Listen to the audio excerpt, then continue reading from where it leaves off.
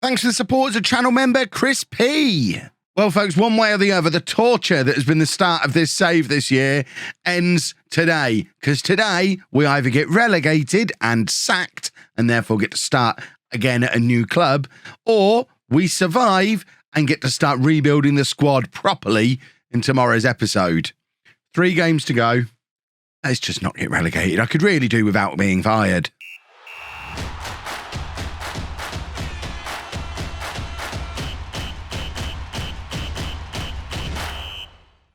Hello and welcome to part 9 of Non-League to Legend. I'm Kevin. Coming up on today's episode, we've got as many matches as it takes to secure safety in the National League North, or of course, get sacked. We've got 3 games remaining. I'm coming back with 3 games to go because the first one of the 3 is against Curzon Ashton, the team currently occupying the top of the relegation spot in 21st place on 31 points. We're 5 points ahead of them, thanks to a very important win. In fact, a 3-game unbeaten run, but a very important win against Alfreton in our last match. We had 2 draws leading up to that. So there's your 5 points. We've picked up 5 points in our last 3 matches, and we're 5 points clear of Curzon Ashton. We need to just not lose, to be honest. If we can pick up a draw against them, we're as good as safe. Going into Kidderminster and Fylde in the last couple of matches, Kidderminster in 9th, Fylde are 8th. You know what? I wouldn't expect to get much out of either of those games.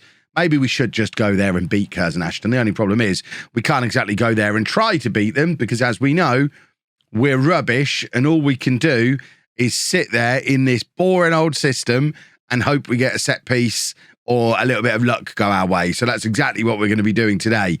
This is the 11. Jake Weaver in goal again, who's been ever-present all season. What a man. What commitment to the cause. 11 clean sheets, 2 man of the matches.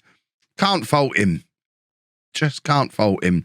Lane, Dyche and Ando at the back 3. Brown and Kelly Evans as our wing-backs. Edwards and Todd in midfield. And then Deadfield and Marsh Brown supporting Phillips up top. Today's episode is going to be the last time you see the majority of these players because almost all of them are out of contract at the end of the season. The only ones that are still contracted to be here next year are the ones that we've signed recently, like Marsh Brown and Deadfield and Brown. I think they're the only 3.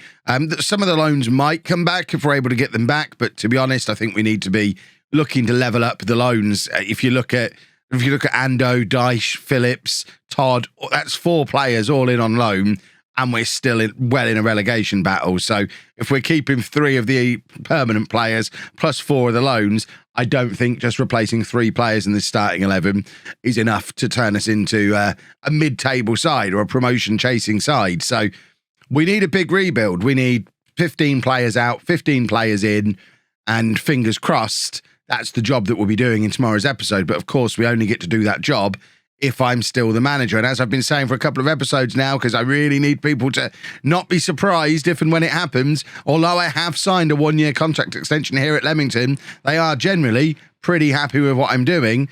There is no Tier 7 leagues loaded in this save. There's no way to add them in now the save is active because you can't add modded database stuff into an active league, into an active save game. So there's no way to add Tier 7 in because it's not there in the vanilla version of the game, which is what I'm playing.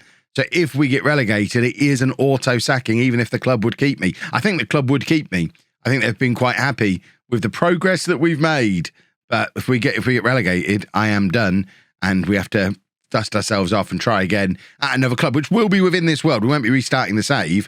We'll go job hunting in this save world. So the save continues even if we get fired, but fingers crossed we survive and look to rebuild and end up having a happy ending to this story at Leamington. After all, I bought a badge, a shirt, a tie.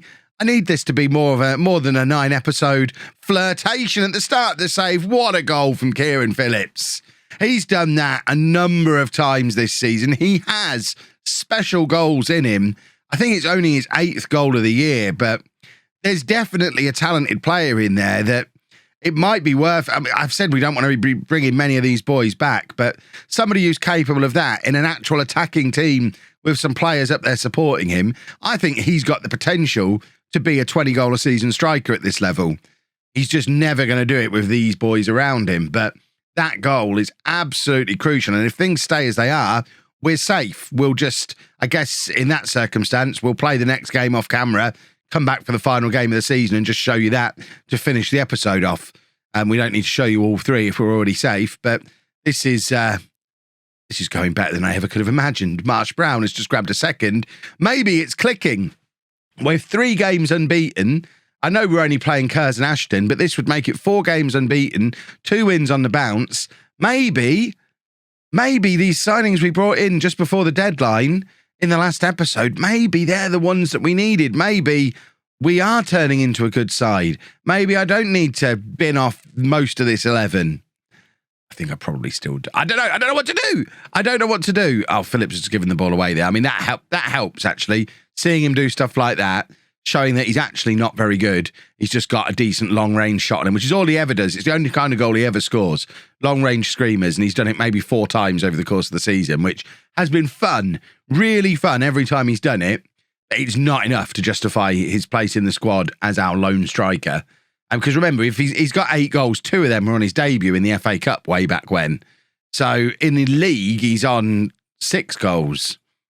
Not good enough, is it, for the guy who's been our main striker for the majority of the season? Right, we are going to leave Brown. He's not playing well, but we don't have another left back to come on, so Brown's going to stay on for now.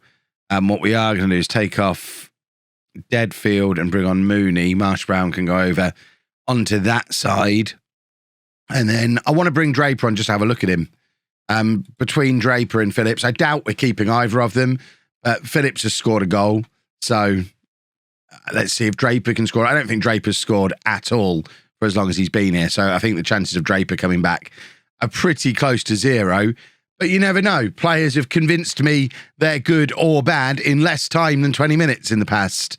I'm going to make a change at the back as well, just to keep things fresh back there. Josh Hill can come on. He's one of the players who is actually under contract for next season, and still not managed to break into our back 3, probably none of which will be here next year. So Josh Hill, possibly not the best signing we've ever made, but he has just got himself an assist, and we've just gone 3-0 up. I think this is our biggest win of the season in the league. I don't remember ever scoring 3 goals against anybody before. This is definitely signs that we're moving in the right direction. Can we still finish mid-table and pretend none of this ever happened? No, the highest we can finish is the 18th place that we're currently in. But still, we have avoided relegation. 2 matches to spare. The panic is over for now. I'll go and play the next game off camera. We'll be back for the final day of the season and continue plotting and planning for what happens over the summer. Well, our 4-match unbeaten run ended with a thump against Kidderminster, losing 2-0 against them. If you actually look back at this run of games since we switched to the 5-2-3, though, 1, 2, 3, 4, 5, 6 wins, 1, 2, 3 draws, and 1, 2, 3, 4, 5, 6 defeats. So we've actually had, 9 out of... We're actually doing all right. Would that be...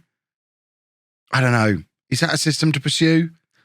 I don't know if I can watch another season of playing this kind of football. We'll play our final game against Fylde, though. This is the team. So for the last time, Jake Weaver in goal. I mean, he might be back. You never know. We might not find any better over the summer, and he might get a new contract. Can you imagine? What a twist in the story that will be. Jake Weaver, still goalkeeper for us in the Championship. Weaver in goal, back for Morrison, Dyche and Ando. It's not a 4, it's a 3. I know what I mean. It's still a back 4. Even if there's only 3 of them, it's still the back 4. They're defenders. It's the back 4. Brown and Kelly Evans as wing-backs. Edwards and Todd in midfield. Deadfield, Marsh Brown and Phillips as our front 3. We're not going to get any more time to see Draper because he got himself sent off after coming on in the last game. So he's definitely not coming back next year.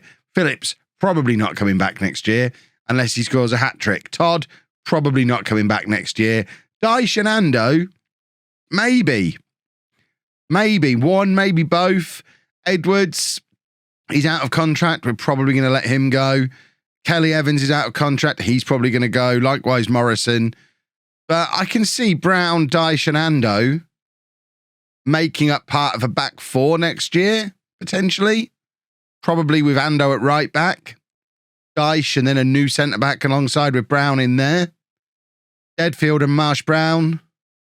Whole new midfield, a new striker. I think there's a team shaking shape. Maybe a 4-3-3 is what I'd be leaning towards. Ease out of this system a little bit. Drop down to a back 4 rather than a 5, but with a holding midfielder in. That might be a sensible evolution of what we've done to secure ourselves this season, rather than immediately throwing players forward again in a probably far too ambitious 4-2-4. I think we've got to accept we're not a very good team. We've kind of been spoilt in the last few years of non-league to legend, that we've started at teams that were amongst the favourites for promotion just by luck of the draw, really. The ones that were near my house were pretty good sides. Even Kings Lynn, when they were newly promoted, they won the league in real life that year. And I know Leamington are doing quite well in real life, but there's been lots of people tell me that in their lower league saves, Leamington have got relegated or in relegation battles. So I think in FM, this Leamington squad is not rated very highly, and it has been a struggle, but it is going to look like a very different team next year. Next year, there's no excuses. I've had this nice inbuilt excuse all season that this isn't my team. I wasn't able to sign the players I wanted because all these boys were here under contract, and I had to work with what I had, and I've done the best I can, and we've avoided relegation. The excuses have been all over the place this year. Next year, no excuses, because every single player that was here when I arrived is out of contract. So every single player who's in next year's squad is here because I chose them to be in the squad. Like Marsh Brown, scoring for the second time in the episode. Chose him, and expect more like him to come in and make an impact. So if we don't do well next year, it's my fault. I don't really know what do well next year is. I know we've kind of grown accustomed to getting promoted early on in non-league to legend, but I think back to some of the saves we've done over the years. With Nuneaton, I think it took us 3 years to get out of the National League North. It might be a case of next year, a good season is just be comfortably mid-table, and it's the year after that we're looking to get promotion. We might just solidify in mid-table and then get a new job. And someone might come in and take us to a higher level because I am overperforming expectations. We had the cup runs that were better than expected. We've finished higher than we were supposed to finish. Even Jake Weaver can make saves now. We have actually overperformed all expectations this year. It could be that all we need to do with Leamington is just keep making little improvements, and a bigger club might come in and snatch me away. I don't know what moving jobs is like in FM22. Haven't tested it yet. We've lost here, which is a bit of a shame. Is it offside? We picked up a draw on the final day. That linesman had his flag akimbo. Is that the right word? You have legs akimbo is a thing that people used to say. I've not heard for about 30 years. A flag? I need to look that up to make sure it's not now a bad word that I remember from my youth. Right, let's finish this off in case editing Kev has to go in and redo this last bit of the episode. We lost the match, and I'm going to go and Google it now just to check. Right, it looks like we're safe, boys and girls. Not getting cancelled this time. Akimbo, Akimbo, with hands on the hips and elbows turned outwards. So not really with a flag, I suppose, or with reference to limbs flung out wildly or haphazardly. I think I almost used it correctly. The adjective akimbo, pronounced akimbo, comes from the Middle English phrase in kenobo, which means at a sharp angle. A good description for how your arms look when elbows bent, you have your hands on your hips. He had his flag akimbo, and no one's going to tell me otherwise. Boys and girls, that's the end of the season. We survived. We made an absolute meal of it, but we have survived. We go again. Tomorrow is going to be the transfer special. It's going to be a big one. It's going to be a whole new team, and we are going to take this league by storm. Thank you for bearing with me in a difficult first season. Hopefully that's the last time you'll see us finish in the bottom half of the league for a little while. And if you've enjoyed it, please make sure you leave a nice big thumbs up on there for me. Subscribe to the channel for daily Football Manager videos. And thank you very much for watching.